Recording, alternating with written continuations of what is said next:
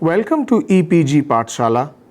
We are going to discuss the module entitled Walt Whitman. This is a part of the American Literature course. I am Niladri Chatterjee, Professor, Department of English, University of Kalyani, West Bengal. Walt Whitman is arguably the most important poet in American literature. He can be regarded perhaps as the national poet of America. The influence that Walt Whitman has had on American poetry in particular and on American literature in general is something that is still being evaluated, and there have been many people who have written on Walt Whitman, but I personally believe that still not enough work has been done on what has happened on his poetry.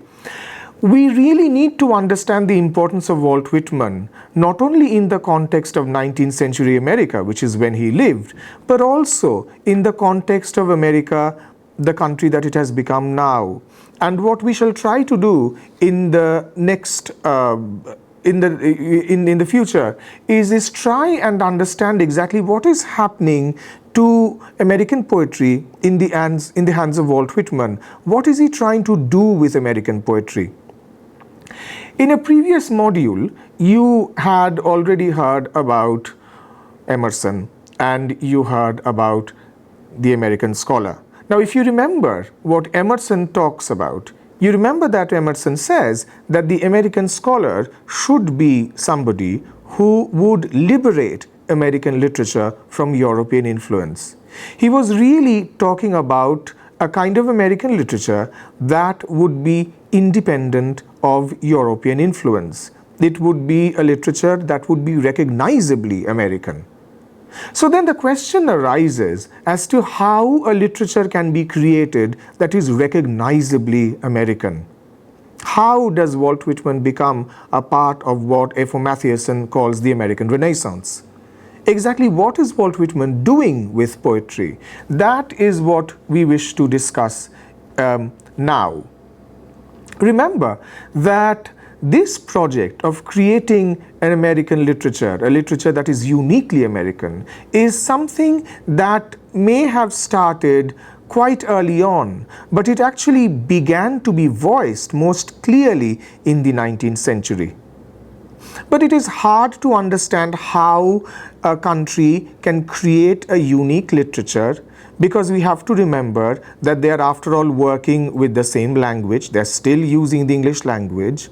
There are still traditions of the novel, poetry, theatre that there is absolutely no way of denying that they have inherited from Europe, or to be very specific, from England. So how is it possible to create a literature that is uniquely American? Walt Whitman, I think, comes across as a fairly powerful voice in this regard, because we notice several very important elements in his poetry, elements that we have not seen before. And what we wish to do now is to look at the way in which those elements gradually congealed to create this extraordinary book of poems called The Leaves of Grass, which of course we shall discuss at some detail in the course of this particular discussion. But before I do that, let me talk very briefly about Walt Whitman's life. Well, he was born in Long Island and he moves to Brooklyn in childhood. There he was influenced by the Quakers, and I think I would want you to pause here a little bit and try and understand exactly who the Quakers were. Now, please understand that these Quakers believed in a certain relationship with God, and the relationship that they believed with God was going to be a very personal relationship. So they had completely dispensed with the idea of priests, with bishops, with archbishops, with popes. They believed that the relationship with God would be a very personal one. Quakers also believed in very simple living, which is why now in America there is a huge fashion, for example, in furniture that is produced by the Quakers, because the furniture that they produced was so simple, it was so durable, but it was so comfortable that now collecting Quaker furniture has become a major American hobby. But that is beside the point. The other thing that we have to remember is how did they come to be called Quakers? Well, they were called Quakers because in the state of prayer, when they were in a state of prayer, many of them got into a trance-like state. And when they got into a trance-like state, they started to quake. They started to tremble, which is why they were called Quakers. Now, we have to understand, therefore, that why is it that Walt Whitman's being influenced by the Quakers is such an important thing? Well, it is an important thing because Quakers also believed in the equality of all human beings. Quakers believed that all human beings were born equal and every human being had an equal relationship with God. A lot of what I'm going to say now is going to remind you of what Ralph Waldo Emerson also talks about in The American Scholar. So we are talking about a very personal relationship with God. We are also talking about a certain valuation, not a certain evaluation, but a great deal of value attached to democracy.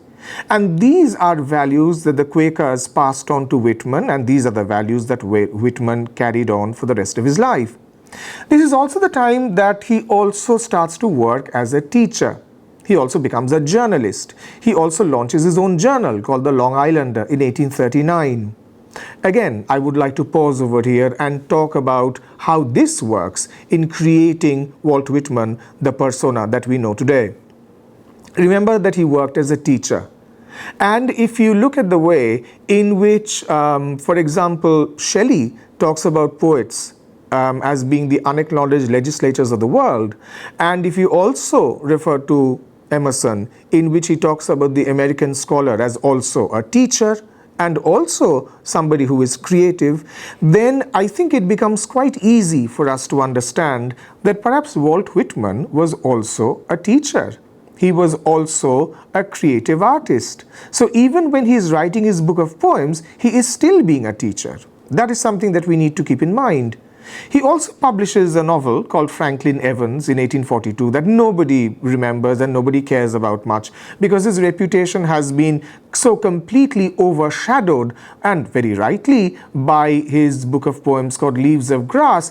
But I think what we really need to understand over here is that there is a lot of importance that I would want to give on his career as a journalist. You see, because when he became a journalist, that allowed him to look at American life from very close quarters. He reported on events. He got to experience society the way in which he otherwise would not have. And I think that is something which we see very, very clearly reflected when we come to his writing Leaves of Grass. Another very important turning point in his life is, of course, when he started serving as a nurse in Brooklyn to serve the Union soldiers injured in the Civil War. This particular incident is of great value in Walt Whitman's life because he saw how men, very young men, were suffering. He saw how men were weak. He saw how men were enfeebled. He saw how men were injured, how men were dying. And Walt Whitman's working as a male nurse, I think, is very important because he was doing something extremely crucial.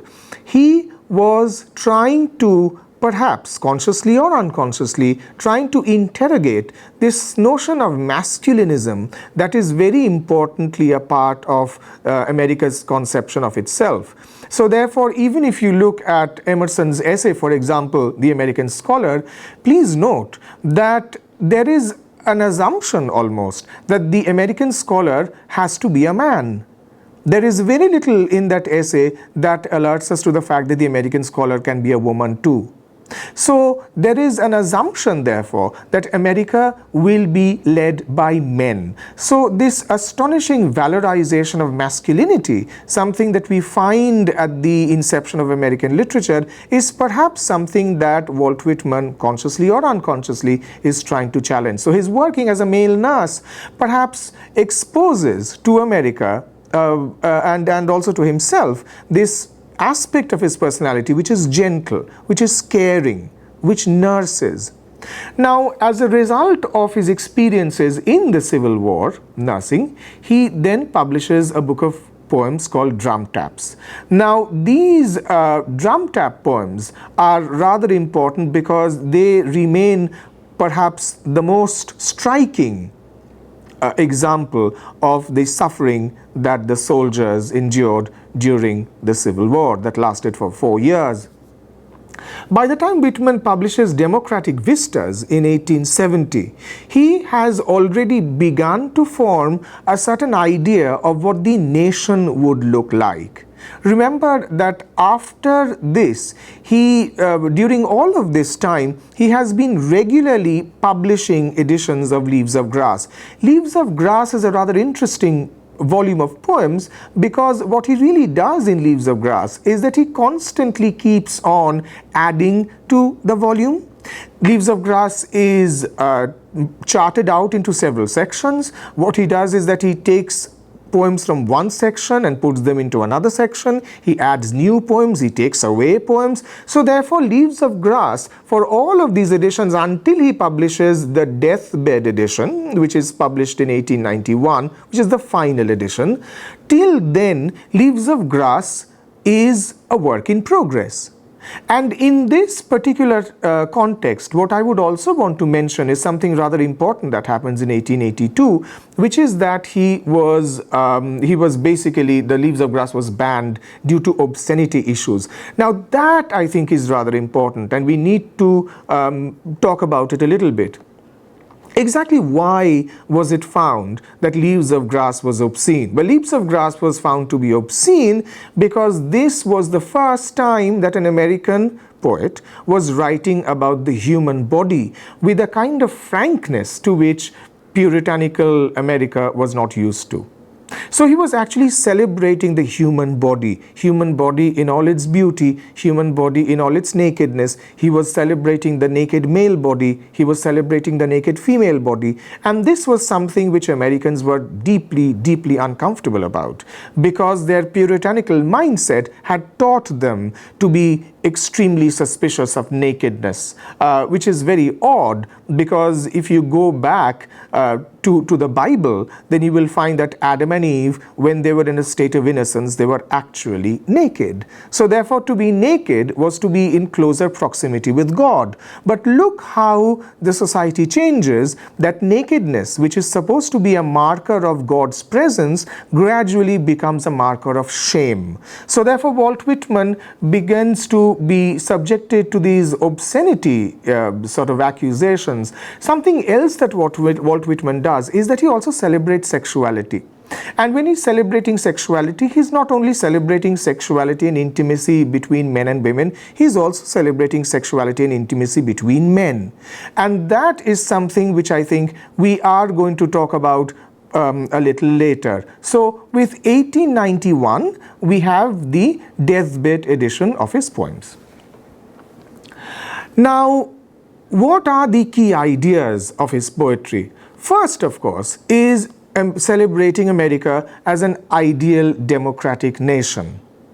This requires some attention because what Walt Whitman was trying to do is that in his poetry, and if you read his poems, if for example, if you read Song of Myself, which is regarded as his iconic poem, or if you read When the Lilacs Last in the Dooryard Bloomed, or if you read, say for example, We Two Boys Together Clinging, or if you read When I Heard at the Close of Day. So these are the poems in which you are going to find a certain celebration of America as an ideal democratic nation. Now, please let us understand that the democracy that Walt Whitman is talking about is truly a democracy in the sense that previously when Americans were talking about democracy, say for example in the 18th century or even in the 19th century, democracy was assumed to be primarily equality amongst men. Women really did not come that much into the picture. Slaves certainly did not come into the picture. Walt Whitman was talking about a democracy that was truly inclusive. He was actually talking about a democracy that included all kinds of people. And over here, I would want to also introduce to you the idea of adhesiveness. This was a very important idea for Walt Whitman, adhesiveness, amativity. So what did he mean by adhesiveness? By adhesiveness, he meant emotional, very close emotional, very intimate emotional bonds between men.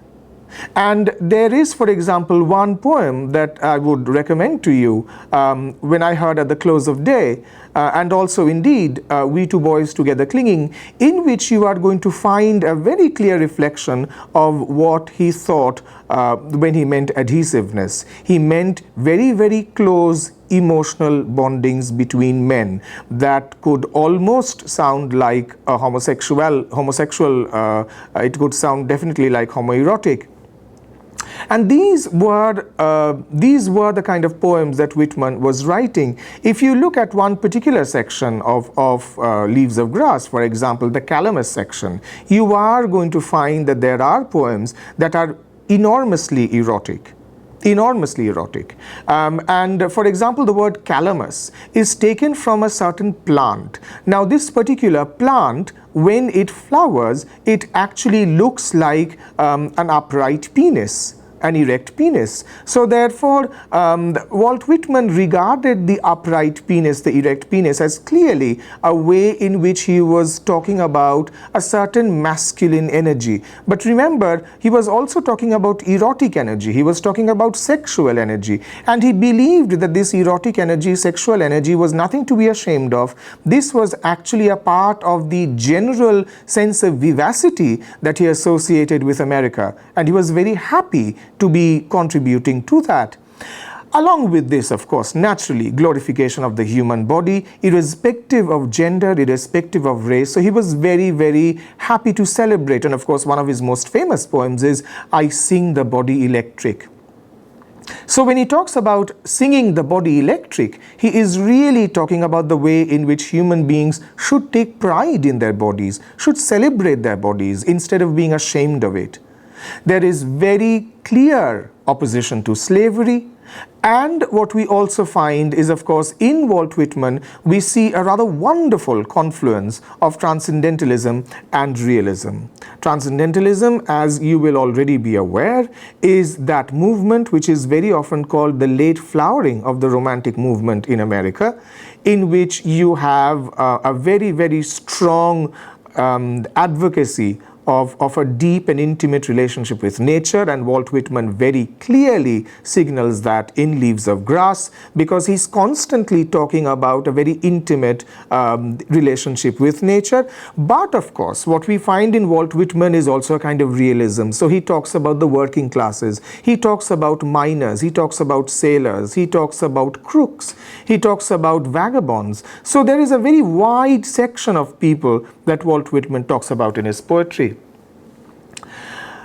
And now we come to what I have been meaning to talk about earlier, which is how is Walt Whitman's poetry different? Why is it that his poetry still gets discussed the way it does? Well, the most important thing that Walt Whitman did in his poetry was the use of free verse. This is extremely significant because you must understand that when Walt Whitman is using free verse in a very interesting way, he is signaling a breakage, he is signaling a rupture, as it were, from the kind of strict metrical order that one had come to associate with Europe. So what is he doing? He is actually inventing a new kind of poetry, a poetry that is much freer, a poetry that is free to take as much space as possible to express itself, where a poem is not bound by strictures of meter or rhyme. So therefore this use of free verse becomes an incredibly powerful innovation. And mind you, once this is innovated, this has such an important influence that right into the 20th century, even in the 1960s, we have a clear reflection of that. 100 years later, we have a clear reflection of that in the poetry of Allen Ginsberg, who is also going to be a part of your course. So we cannot possibly talk about Allen Ginsberg's poetry without also acknowledging that before Allen Ginsberg, there was Walt Whitman, who had created this wonderful, liberating free verse. He uses massive amounts of images from nature. There is a very unconventional style of writing, more akin to prose. So sometimes when you read Walt Whitman's poems, you are going to wonder whether this is actually prose or poetry, because it is very difficult to tell.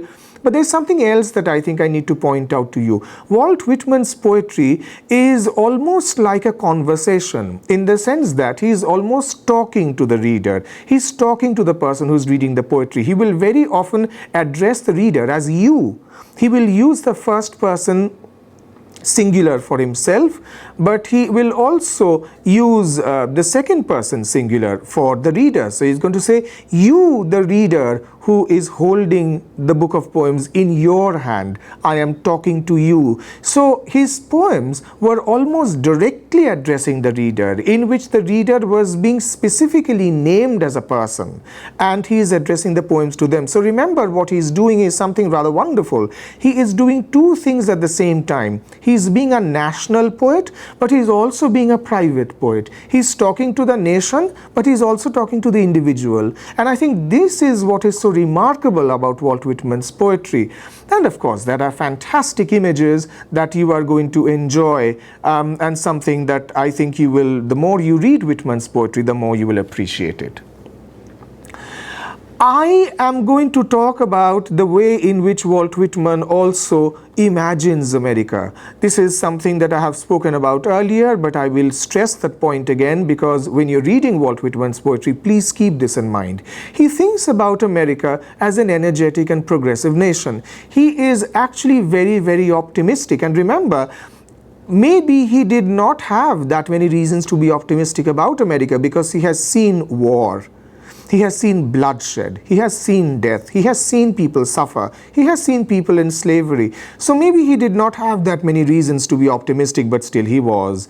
And when he is talking about America, he is determined, he is absolutely determined to ensure that the America that he wants is an America that is equal. It is an America where everybody is free, an America where nobody is enslaved to anybody, where men, women, black, white, everybody lives in harmony. That is really what he is talking about. But if you look at Walt Whitman's poetry, and if you look particularly at the poems that he wrote when he was in New York, that is a rather wonderful thing, because what he really manages to do is two things. He talks about nature. There is a lot of nature in Walt Whitman's poetry, and of course there has to be nature, because as we have already been discussing, much of American identity is predicated on this valorization of open spaces, huge fields, massive lakes, enormous mountains. So therefore, this sheer geographical expanse of America is something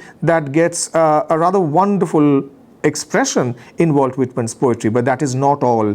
Walt Whitman is also rather excited about the city. He is excited about New York in particular. So therefore, when you look at Walt Whitman's poems about New York, something rather wonderful happens there.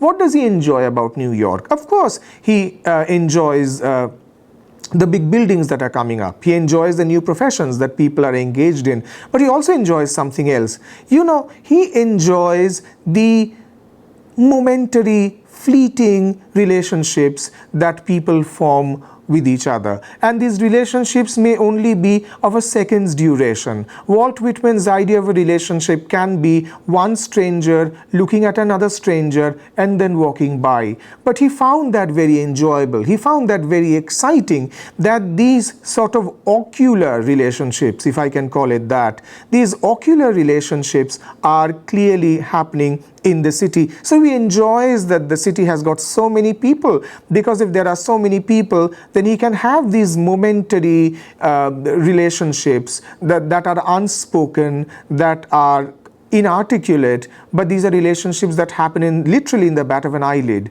But there is a certain beauty to the fleeting nature of these relationships. So Walt Whitman is trying to capture the fleeting nature of these momentary relationships, and there are several of those in Walt Whitman's poetry.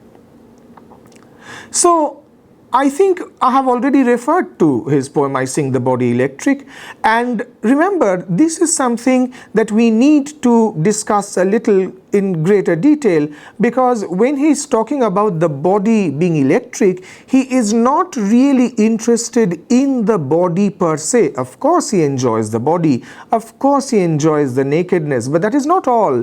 He also regards body as an embodiment of a certain spirituality. So therefore there is a very strong spiritual element to Walt Whitman as well, because when he talks about adhesiveness, what he's really talking about is the spiritual connection that is made between men and women. So therefore it is the spirit that the body contains, which is then sort of celebrated also by using the body.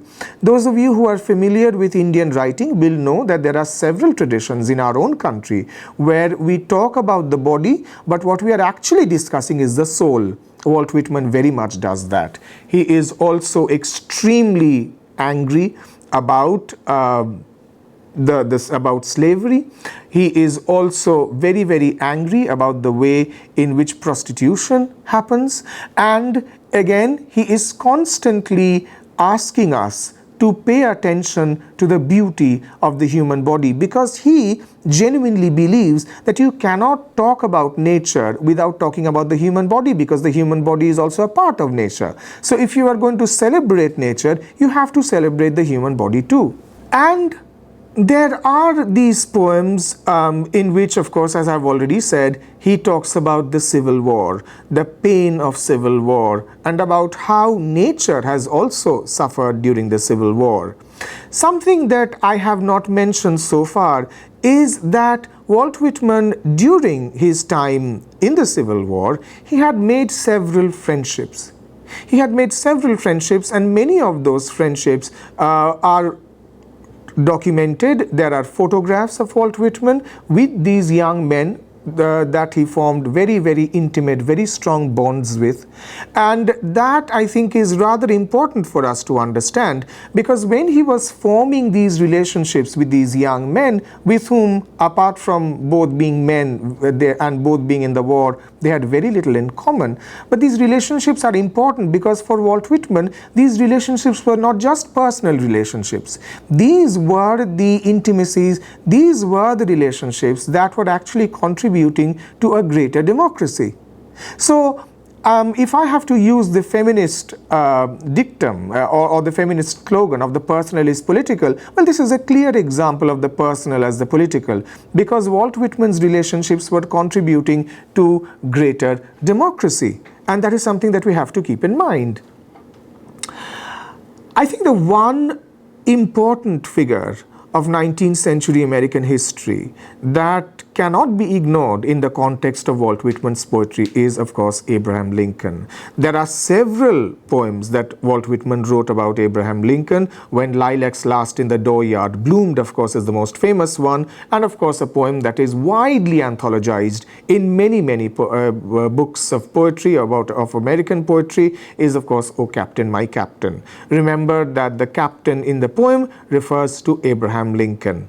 Now, this is a rather interesting poem because this is the rhythm is very formal, the meter is very formal. He uses allegory, he uses metaphor. So everything that we are used to reading about in conventional poetry, all of that is here. So therefore, question arises, why is he using this particular technique?